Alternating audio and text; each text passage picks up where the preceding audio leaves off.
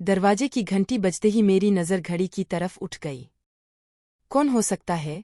अपने से ही सवाल करते हुए सारांश दरवाजे की ओर बढ़ा। सामने कुरियर वाला खड़ा था। कुरियर वाले ने एक लिफाफा उसकी ओर बढ़ाया। ये पत्र था रीता का। दिल की धड़कनें किसी अनहोनी की आशंका में तेज हो गई। खुद को काबू करते हुए पढ़ना शुरू किया। उसमें लिखा था, प्रिय मित्र सारांश, प्यार, तुम ये पत्र पढ़कर दुखी मत होना। तुम एक सुलझे हुए इंसान हो। आज के समय में तुम्हारे जैसा दोस्त मिलना मुश्किल ही नहीं नामुमकिन है। पर मेरे मित्र, ये दुनिया अच्छी नहीं। इन्हें बहुत करीब से देखा है, इसका असली चेहरा, जो बहुत ही डरावना है। हम जिस समाज का अंग है वह बहरूपिया है। चेहरे पर चेहरा लगाए फिरते हैं लोग यहाँ, या मैं अकेले इसके स्वरूप को नहीं बदल सकते। ये इतनी आसान डगर नहीं। जीवन के इन 27 सालों में सिर्फ परेशानी ही देखी है। मैं किसी से क्या शिकवा करूं? मेरे तो अपने माता पिता ने ही मुझे ठुकरा दिया। सबने मुझे दोष दिया और हर पग पर मेरा मजाक बनाया। ये कहानी तब शुरू हुई जब मैं साल भर का था।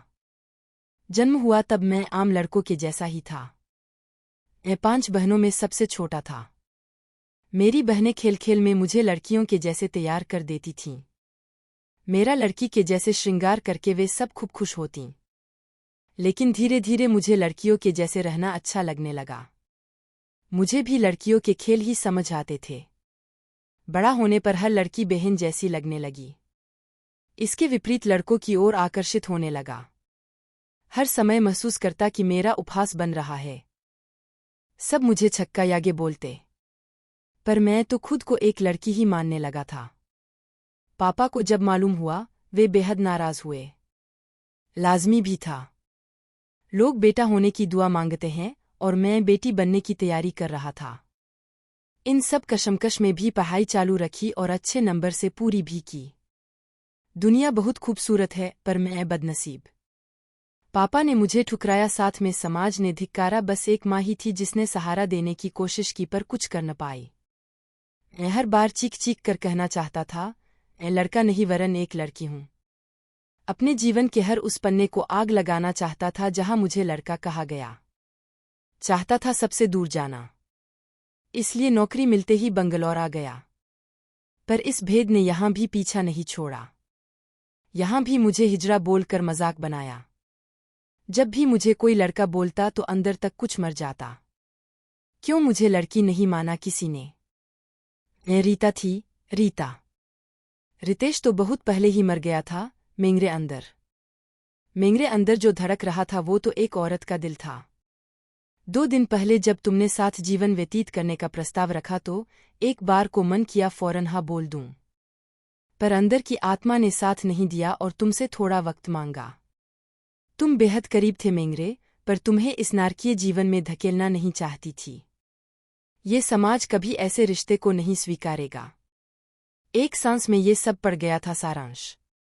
कितना बड़ा वज्रपात हुआ था। फिर भी आगे पढ़ना जारी रखा। कहते हैं मर्द को दर्द नहीं होता, पर मुझे होता था। जब तक लड़की के वस्त्र नहीं धारण किए थे तब तक रोज मरती थी।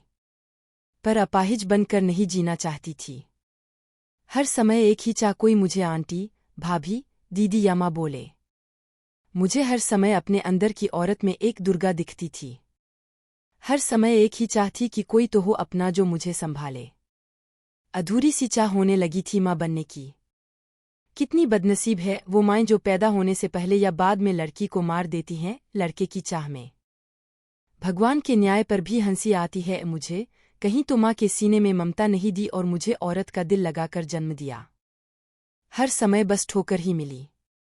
सारांश, तुम्हारा और मेरा रिश्ता बहुत खास है। कुछ रिश्तों के परिणाम नहीं होते।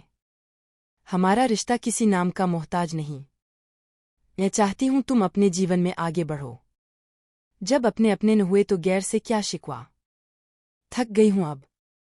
नहीं मर्द रूप में खुश थी, नहीं औरत बनकर। औरत तो बन गई पर पूरी नहीं, एक अधूरी औरत जिसे ये समाज हिजड़ा बोलता है। अब जा रही हूं मैं सबसे दूर। तुमसे दूर, बहुत दूर। अगला जन्म औरत का मिले इसी कामना के साथ। खुश रहो हमेशा। रीता। पत्र समाप्त हो गया था पर आंसू अभी भी बह रहे थे। सारांश के मन में कई सवाल थे पर शायद उनके जवाब नहीं थे। उसने एक अच्छा दोस्त और एक अच्छा इंसान खो दिया था। आज रीता के लिए उसके मन में इज्जत और भी बढ़ गई थी। अगर आपको ये कहानी अच्छी लगे तो कृपया मेरे चैनल को लाइक, शेयर और सब्सक्राइब करें।